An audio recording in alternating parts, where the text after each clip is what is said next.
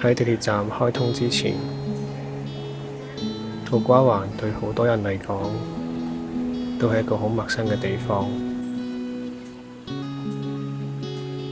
直到有咗地鐵，呢個舊區嘅鐵閘先至慢慢被拉開。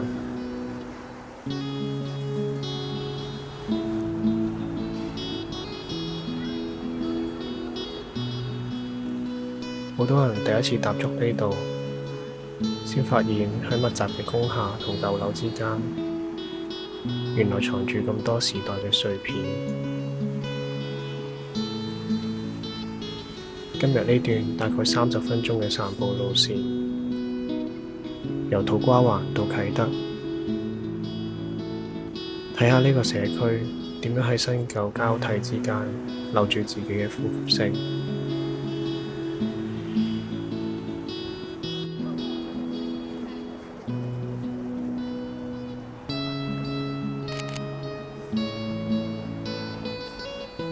1959年開業嘅永香冰室，離遠望過去已經感受到歲月嘅印記。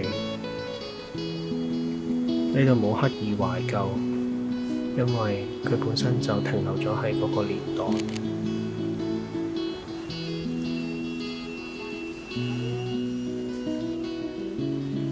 望住鏡上面永留此鄉4個大字，仲行緊嘅維他奶中。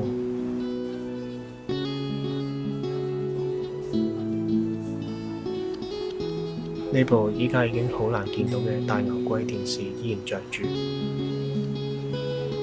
仲有見到牆上面掛住殖民時期發落嚟嘅牌照，自然有種時光倒流嘅感覺。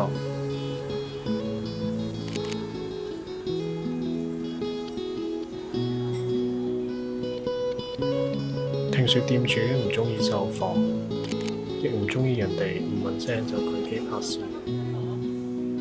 所以我都問準咗店主，然後都唔打擾佢哋，自己靜靜地欣賞，靜靜地感受。或者呢種唔打擾，先係守護老店嘅氛圍同舊時記憶嘅最好方法。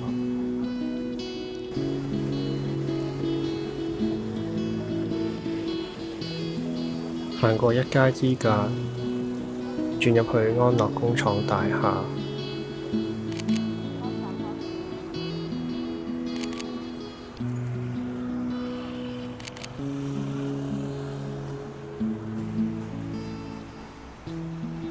搭呢部需要手動拉閘嘅舊式工廈 lift， 就會上到去一間舊物店尋寶。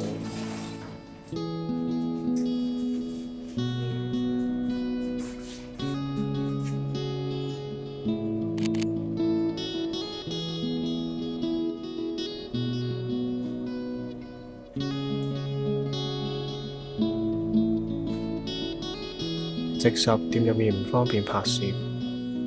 生活有時就係有啲嘢冇辦法去記錄，只可以自己好好地用心記住。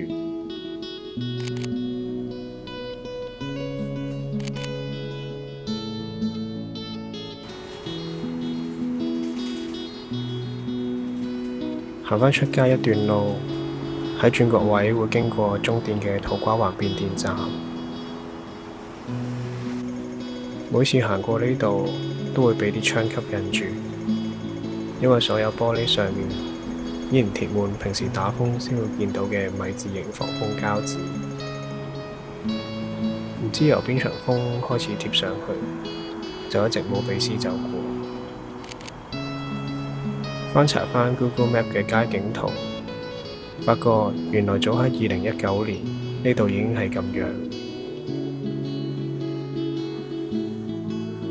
時間喺呢啲窗上面好似停低咗，出面嘅世界已經變咗好多，但呢度依然準備緊迎接一場已經過去咗嘅風暴。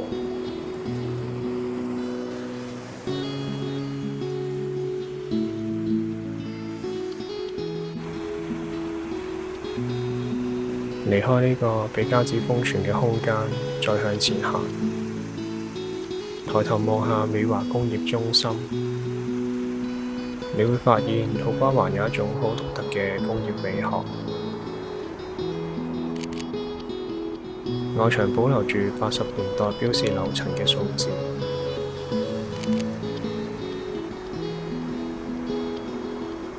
仲有嗰啲被陽光穿過嘅玻璃磚牆設計，都係舊工廈專屬嘅浪漫。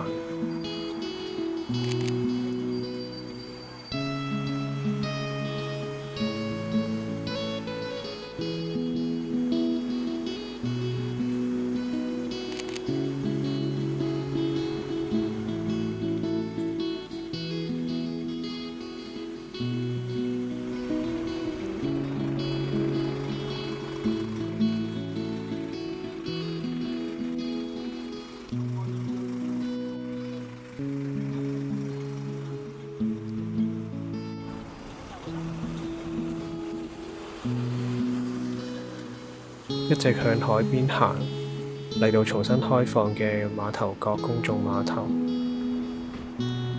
2020年佢曾經停用拆卸，到上年重現。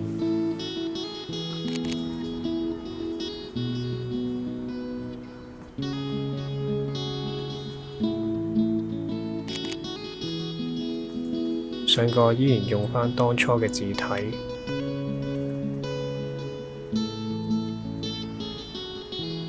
碼頭對出就係全新嘅啟德海濱長廊，新同舊喺呢個海岸線上面形成咗一個好溫柔嘅對話。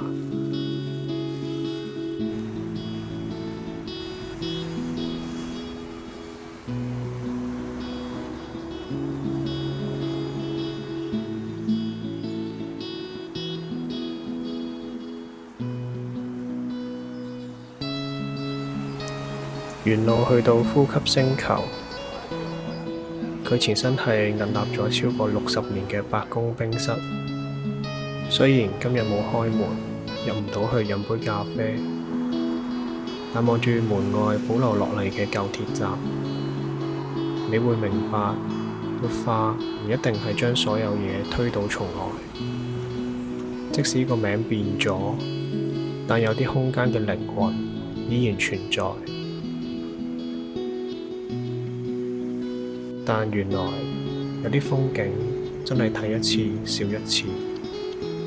行前幾步到新寶工商中心，好難唔被外牆嗰個經典巨型嘅柏林牌霓虹招牌吸引住。罕見嘅3管式霓虹框架，配上舊式字體，喺呢個霓虹招牌買少見少嘅香港，呢啲視覺符號已經接近絕跡。隨住2022年市建局公布重建土瓜灣5街，呼吸星球同掛住柏林牌嘅新寶工商中心，都難逃拆卸重建嘅命運。有啲風景一旦錯過咗，就真係只可以喺回憶入面再現。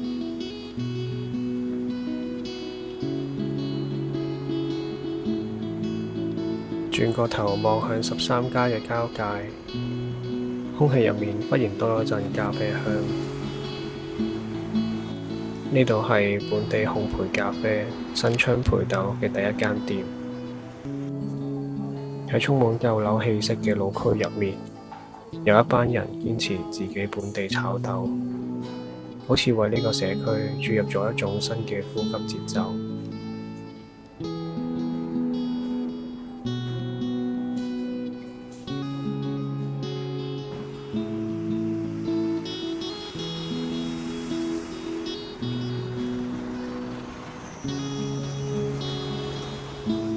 嚟到13街，由11條直街加2條橫街，交織出呢個歷史悠久嘅車房集中地。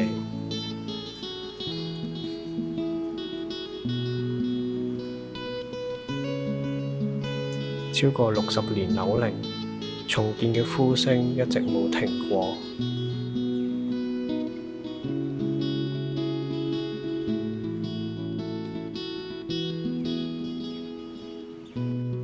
聽住整車嘅金屬碰撞聲，你知道呢種充滿草根生命力嘅風景，或者已經進入咗倒數階段。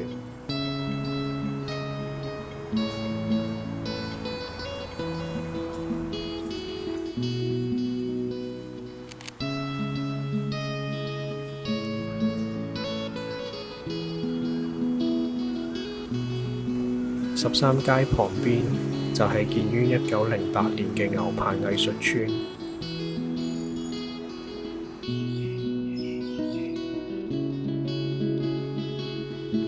100多年前嘅中央屠宰中心，今日變成咗紅磚交錯嘅藝術空間。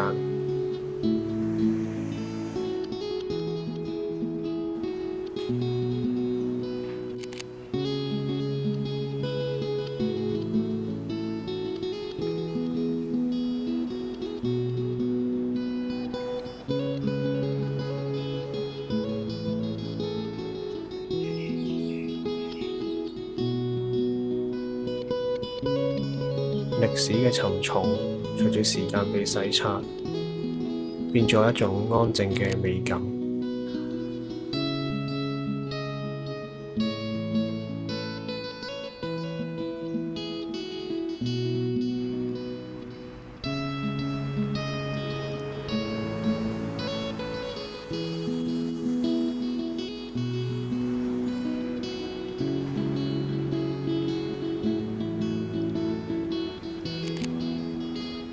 散步嘅最後，我嚟到啟德海濱花園。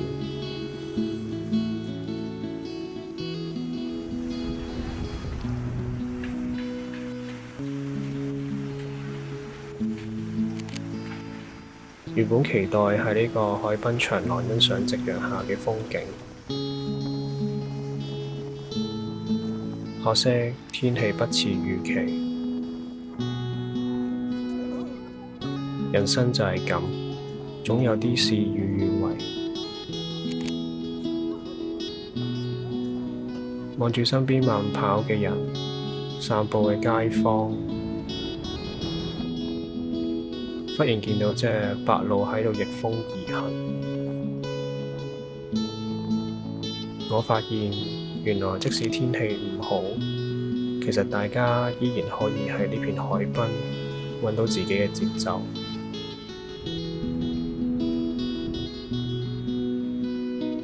而我都選擇停落嚟喺呢度，同呢個城市一齊好好唞啖氣。